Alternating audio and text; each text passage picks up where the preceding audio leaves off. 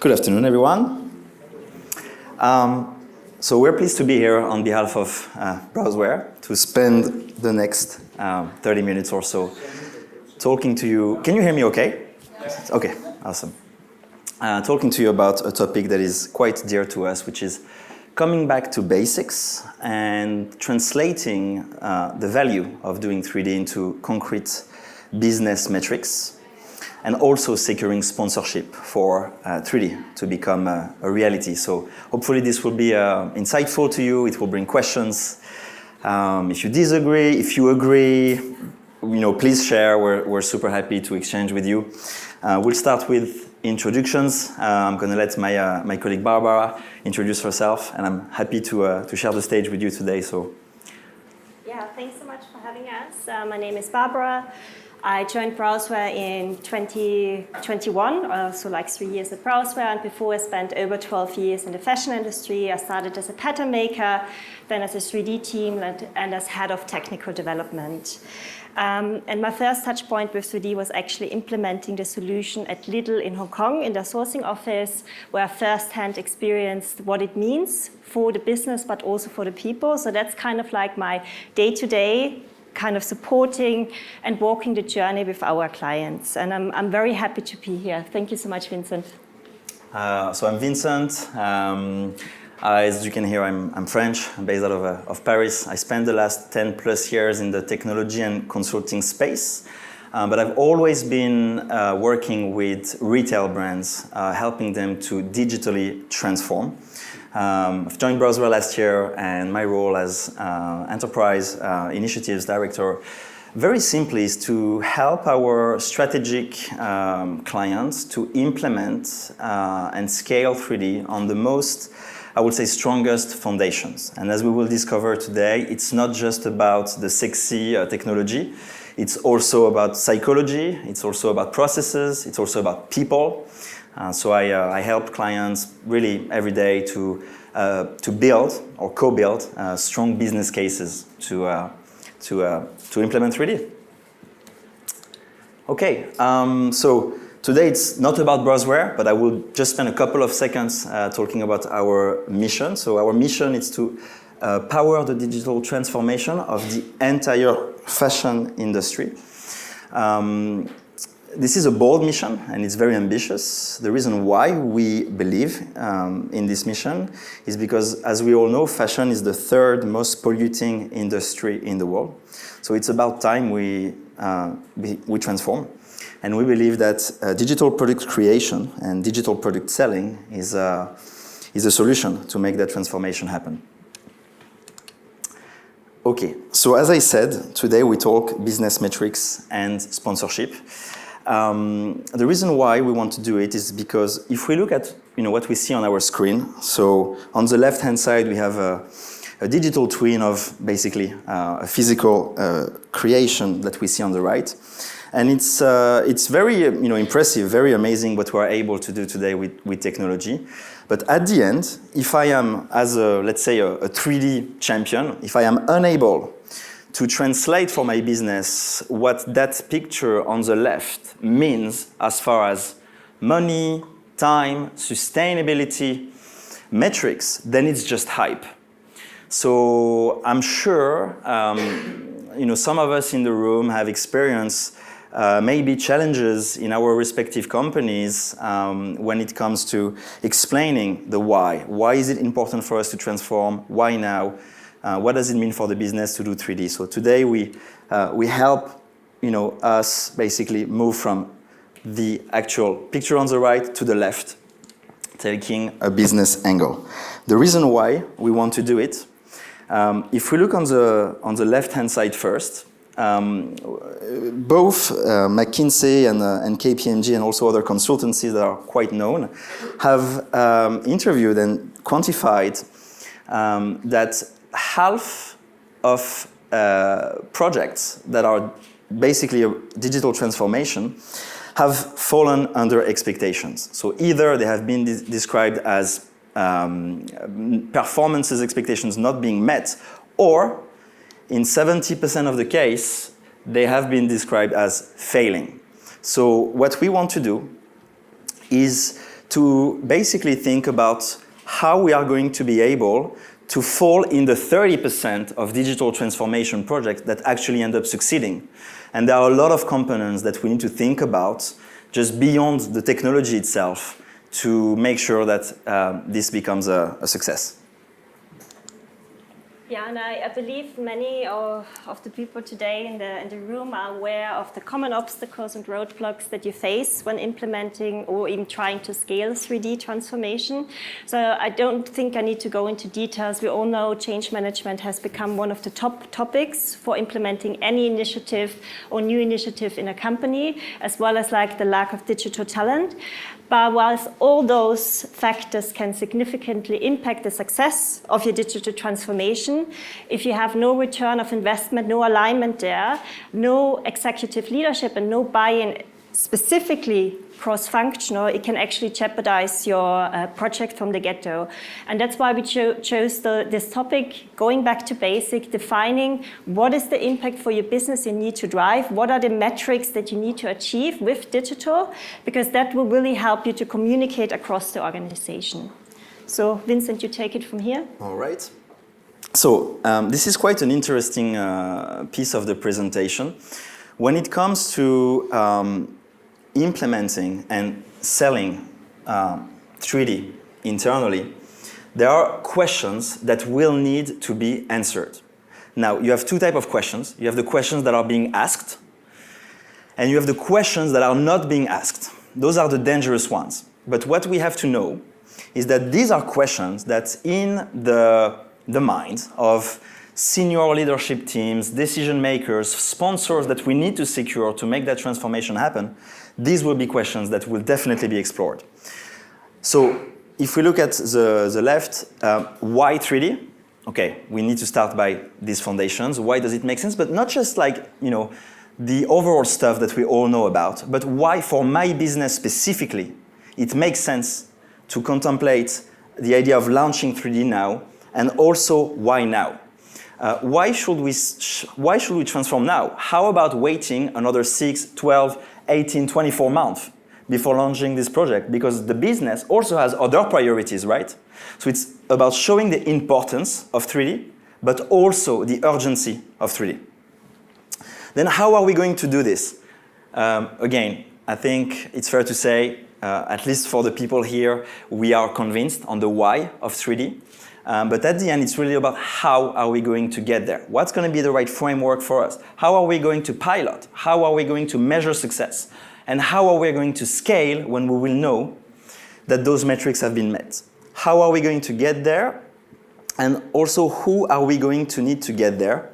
As they say, when you are alone, you go fast. And when you are as a team, you go far. So it's very important to also really, realize from the beginning that if you are alone in this transformation, it will fail. Okay, so who are the sponsors that I need to secure now, and how do I involve them in order for this project to become important for the company and not just for me? Do we have the right capabilities and capacities? Okay, what is the return on investment we want to get? I know that's the interesting piece as well today. We will dive into it later. But how do we translate that into return on investment? And then what will be required for us to get there as far as investment? Not only just financial resources, but also human resources. So these are questions that we need to anticipate. Now, to answer those questions, I'm going to spend a couple of seconds here just talking to us about a methodology which is called a value pyramid methodology. So in essence, a value pyramid is about starting from the vision of the company, which should always be at the top of the pyramid, and that vision presenting the project, the digital transformation of the 3D, linking it to the vision of the company. Okay? So there is a process of getting there. We have a roundtable, by the way, tomorrow. I'm sure we'll have time for questions after. I'm happy to explain that in more details, but just in essence, from a vision of a company, in order for it to become a reality, it will be supported by business strategies that have been implemented by the leadership of the company. And those strategies are fulfilled by initiatives. Those initiatives have business metrics. okay? And in order for those targets, okay, for example, I don't know, reducing samples by 50%, right? That can be a business metrics that is fulfilled by your business initiatives to become more sustainable or digitally transformed. But in essence, those metrics, they come with critical risks and needs, all right? And so this whole philosophy is really in order to present that to future sponsors and secure that sponsorship, we need to translate the project with the vision of the object of the company. Yeah, thanks, Vincent, for walking us through that. So basically, this pyramid aims for defining the why and the why now for the company, linking it to the core objectives. And this is really what is needed for the C-level buy-in. But once we have that, we also need to look at the how, as he said before. So very much the executing part of the project. And the why and the why now should guide us as a North Star, but now we need to break it down. And specifically at Browseware, this is, I believe, a known methodology, building the synergy between people, process, and technology, really looking at it from a holistic part. And please bear with me as I walk you through this. This is really where I'm passionate about, how to bring people into this transformation project. So if you think about implementing change, the disruption it causes in an organization, how can you lead people through that? How can you communicate with them transparently, really from the top to the bottom, making sure to cascade the message of why we're doing this as a business, where we want to get, what it means for me as a person, and what I can bring to the table. This is really crucial points where we need to think of, because in the end, people are the ones that will make it work.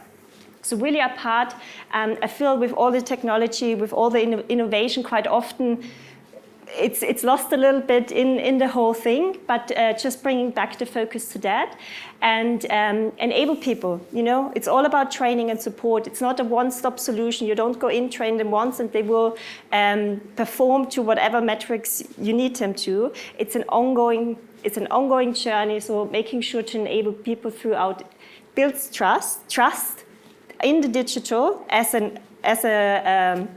a process, but also that it is the right thing for your business. So that kind of like brings me then to processes.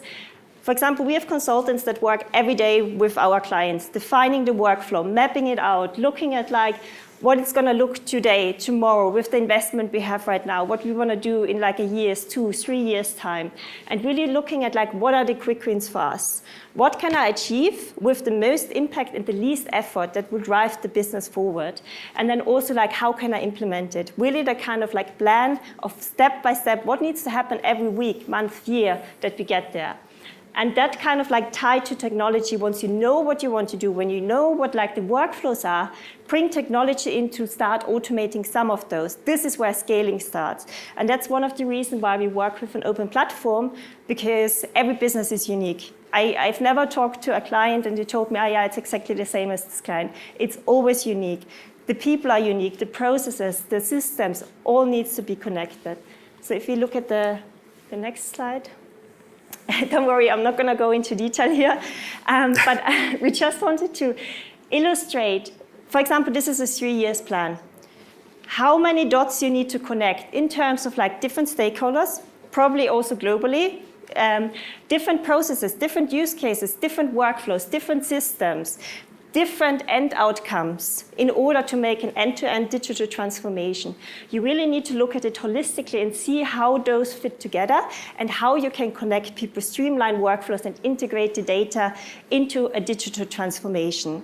And only if you get the people on board, you can capture the return of investment, because someone needs to execute that. So just to kind of like show a little bit what it can look like across an organization. Thank you, Barbara. Okay, so let's talk return on investment now.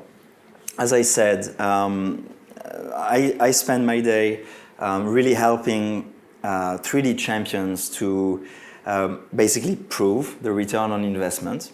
And so today, and for the sake of just illustration, I will spend a bit of time with an example that we all know, which is sampling associated cost. But at least here, you have all the kind of, I would say, traditional ROI levers that are being explored when it comes to translating the value of 3D. However, it's important for me to share, and again, to kind of bounce back on what you shared, every business is different. So actually, what ROI means to you is going to be very different from another department, another market, or another company. So behind this approach, there is also a psychology aspect that needs to be really underlined. And a return on investment matrix is never going to be created by you alone and then presented and then kind of agreed upon. It's something you co-design with people that you actually want as contributors to this project to make sure that they own those levers or those challenges or those pains, and they contribute to it, because at the end they will need to validate your analysis, and they will need to validate the scenarios as well, the return on investment scenarios that you have. So as I said, I'm going to kind of just talk here about an example that is concrete, hopefully to most of us, which is sampling. So with sampling, really all you need is just a couple of data points that sometimes are difficult to get, sometimes are not. But here you have an example. So for example, we start asking questions okay, what is the total amount of lead time for a collection? So here, for example, it will be 12 months. And then what is the time that the sampling process actually consumes out of the 12-month lead time? Here, again, it could be an example. 4 months out of 12, so equivalent to 33%. And then how many development samples and salesman samples are we producing a year? Again, this is just hypothetical data, but at least we have an understanding. The amount of rounds of samples needed, the cost, of course, of producing the sample, but not only producing it, actually shipping it. And so many times when I co-design those ROI analysis with partners, we realize that there's sometimes a lot more money being spent and wasted in shipping than producing. So that's an important factor to have. And yeah, just the same for the salesman sample. Okay, so if we continue in this exercise, by just running a very simple calculation, which will be development samples, okay, cost per year, multiplied by the number of samples that I need to produce, it gives me, very easily, I mean, this is simple math, right? I don't think I need to spend the whole 30 minutes talking about this multiplication, but essentially what we see here is a 2 million euro spent on samples every year. Now, because we know with market information, with case studies, what we can look at gaining from doing 3D, it's fair to talk about different scenarios. Optimistic scenario, realistic scenario, and pessimistic scenario. So keep that in mind with you. ROI is never one figure. It's always a range. Okay? We're estimating that on an optimistic scenario basis, we could land this, or on a realistic scenario, we could land that. And then here, just by showing basically this potential return on investment, we can quantify what amount of saving we are looking at. Now, for every business, there is different aspects that needs to be looked at. Cutting cost is important for everybody, but so is earning time and growing our top line. So in fact, when we continue in the narrative of cutting samples, it's not just about cutting cost. We've conducted a study, actually a survey, with over 400 different persons from renowned retail and fashion brands globally. And we've asked questions, what is your total lead time? So you can see it here, right? How long does it take you here, okay? How long does it take you to take a collection to market? And then what is the total amount of sampling process that basically consumes that overall lead time? And what we see here is that the longer the actual collection lead time, okay, the lower the sampling process represents. However, it's a minimum of 26%. So this is quantified. Minimum of 26% of your total time to market is consumed by samples. And if you take it to the fastest brands that today take less than 8 weeks to take a collection to market, the sampling piece becomes even more important. All right, so 52% is taken by the sample piece. In other words, it's about time, efficiencies. So continuing in this narrative, if I cut samples, I'm able to earn time. So here, we continue in the example that I shared. Average number of sample rounds, so 4. We have that from the previous data point slide that I showed. Sample turnaround, let's say it's 30 days per sample round. That means 120 days if I have 4 sample rounds. Out of the 360 days, which is my total lead time, 33% is consumed by samples. So if I am able to cut samples by 50% to 75%, that's 60 days to 90 days being saved. Again, I know it's not rocket science, but I'm just trying to explain here that these savings can be translated into economies in time. And then the question becomes, what do we do with this time? What do we do with those additional 60 days to 90 days we just earned? For some brands, it's going to be we create more collections. For some others, is we get closer to the consumer faster. The answer is going to be different. But essentially, it takes us to transforming that additional time into top-line revenue. Okay, so hopefully you guys are still following me. I know there's a bit of information, but... just raise a hand before you fall asleep, yeah? Then I get him to move on. Because sometimes I can go on a rabbit hole, so please help me. Anyways, so as I said, cutting cost, cutting sample cost, okay? Earning time, we've seen it on the previous slide, and now it's about top line. And we're going to speak about something that is quite important. We call it the 1%, my God, I'm shaking, 1% theory. So here, I think we can agree that getting faster to market will allow us to get a bigger piece of the market share. If that is the case, then assuming that we can reduce, for example, so here it's just an example, okay, but reduce our lower return rate by 1% can translate into 8 million euros of additional revenue. Okay, so you can read it here. For an average $500 million company, that's for the example, bringing our collection to market from 4 to 6 months, reducing it by 8 weeks, is associated to a 1.4 lowered rate in returns for the company. It's not an opinion, it's been quantified, so we ask those questions, and that's a result we can expect. To conclude on this 1% theory, what could a 1% improvement do for the average brand?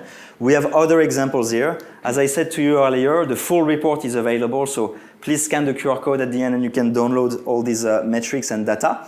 But essentially, if we assume that 57% of my total sales as a brand are sold full retail price, if I am able to get quicker to market by an additional 30, 60, 90 days, can this help me go from 57% to 58%? That's the 1% improvement. If so, that helps me basically generate from 331 million worth of full retail price sales to 337, which, as we see here, is almost $6 million additional revenue generated. Hopefully that was explicit enough. I'll let Barbara conclude with some takeaways. Yeah, thanks so much, Vincent.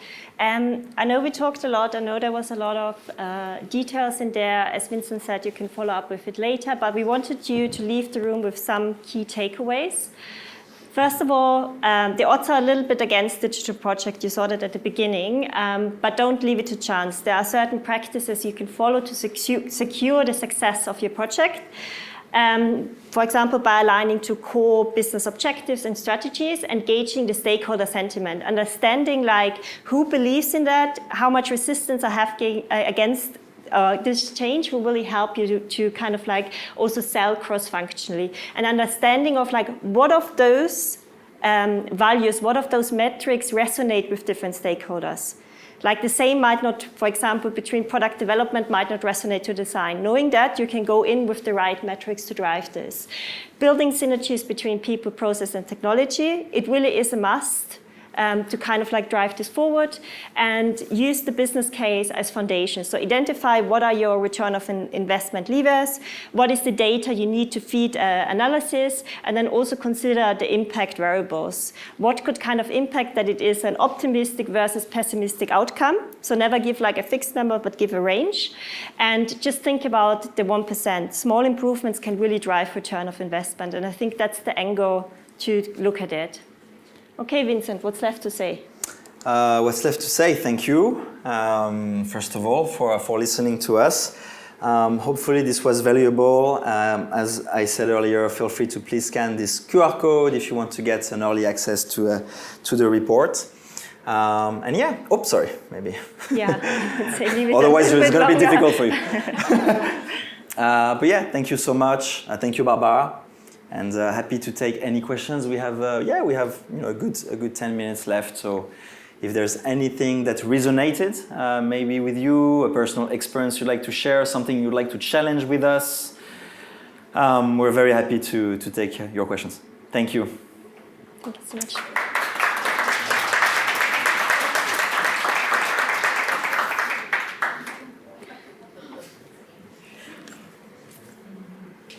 Please. I have a question. My name is Frans. I'm the next speaker. So thanks a lot for a super good presentation. Awesome. And I think we are very aligned, and the topics are very related. So I'm going to give another take on. So thanks for prepping. Thank you so much.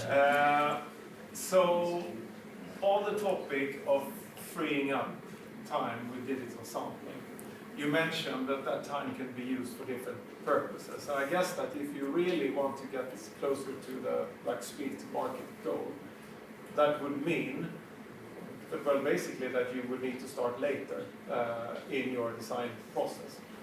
Or do you see any other, because that seems to be very difficult for teams to do, because you have your seasonal calendar, you're planning the way you have your methods and ways of working, your processes that you have worked for very long. So, shall I take that? Do you have any examples, or maybe elaborate a bit on exactly that?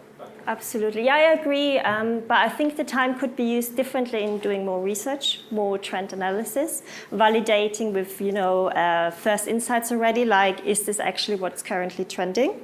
And I think the whole concept of getting closer to market is also making decisions later, right?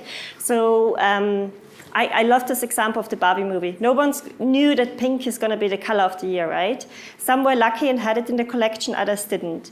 But if you're able to make decisions later and still kind of then say, okay, instead of the green t-shirt, I go for the pink or whatever it is, and therefore generate more sales, then that's what the benefit is in there. So I think we can also look at it from that side. And then from a development perspective, the time freed up, which developer had time in the last 10 years to review if the actual sizing I offer to my customers is what they're wearing, what they need to wear, bodies change. So also this research, making sure, am I selling the right clothes for my target audience? So all those things can then be covered as well. So just as a few examples. Yeah, you said anything to add? No. I mean, maybe one thing to add, because again, I do it a lot with brands, and what I realized is we can give ideas of answers, we can be hypothetical and say, hey, this is how you could potentially use your time, but the truth is we never know. The person that has the answer is the person we're asking, and that's why the question is more important than the answer here. And we see, I've seen answers, I've seen companies decide that it means more time for earn, which means higher employee efficiency, which means we can rethink their role. I've seen it go that direction. I've seen it. We can create more products because we've quantified that the more newness we have in our season, the more sales we make. So it's just really, really depending, and we don't have the perfect answer to that. But if we ask co-creating yeah, it's just like making sure that it. we, based on our experience, can bring this to your business and really discuss what makes sense. Are we doing this just for the hype, or are we actually driving for some key metrics that will help us to either, increase market share, reduce returns, whatever it is. So I think it's tying it to that. I saw a very important question. How do we get the slides, Vincent? How do we get the slides? Yes. How do we share the slides with the audience? Well, you can scan us. Oh, can we go back to the presentation? Thank you. But you can also do it later, right? So. Yes, but I think we have our QR codes in there. And then I think it's the other one. Okay. So scan us here, Barbara or Vincent. Barbara is nicer to deal with, so I will suggest joking. Whatever you pick, and we'll send you the slides. Okay. So it should normally lead you to an email. Just send us an email. Don't write anything in there if you want. Yeah. And then we'll. Yeah. And if you have time, just stop by the booth. I'm sure we can find a moment to talk a little bit. But for like really deep dive, very happy to set up a follow-up.